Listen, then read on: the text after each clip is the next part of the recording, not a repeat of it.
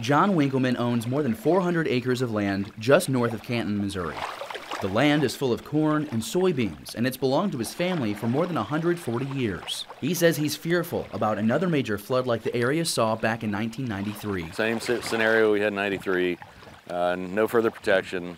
We're same place, just waiting for another disaster to happen. And we could do a much better job than what we did in 93. We were unprepared. The flood of 93 caused 47 deaths, displaced 74,000 people, and $15 billion in damages. Mike Klingner serves as president of the Upper Mississippi, Illinois, Missouri Rivers Association. He says in today's world, the damages would surpass $30 billion. Both Klingner and Winkleman say a comprehensive plan is needed right now. Here's what we know. Not every levee can be 100 or 500-year status. The Gregory levee that I'm walking on right now is only a 50-year levee. The difference is it would need another 3 feet and some freeboard in order to reach that status. It's not an option. So landowners say, just let the water in. Those landowners have more than 8,200 acres in the Mississippi Fox Levee District Number 2. That's roughly $2.6 million worth of crops that could be destroyed. I don't want to lose a crop either. How can you take on that financial burden? It's a very, very big risk.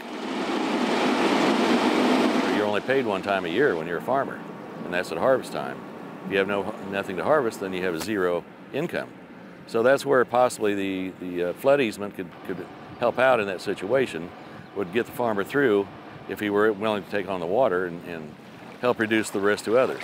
To put this into perspective, here's just how much land flooded 25 years ago. The breach that triggered most of the destruction happened in West Quincy in July of 1993. Floodwater covered more than 100,000 acres of land in less than 12 hours. Klingner says there is an effort underway right now to secure federal funding for water easement to combat that future flood event. We have that one missing component, is those areas that need to take water under certain conditions. How do we compensate and how do we get to that agreement so that we have a plan that can convey a major flood? So that little piece is what we need to work on. We want to help others along the river.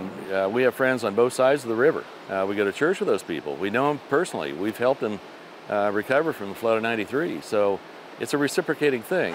There's no question we're going to have another flood event like we had in 93 and 2008. There's no question it's not if, it's when, and it's going to happen, and we need a plan for it.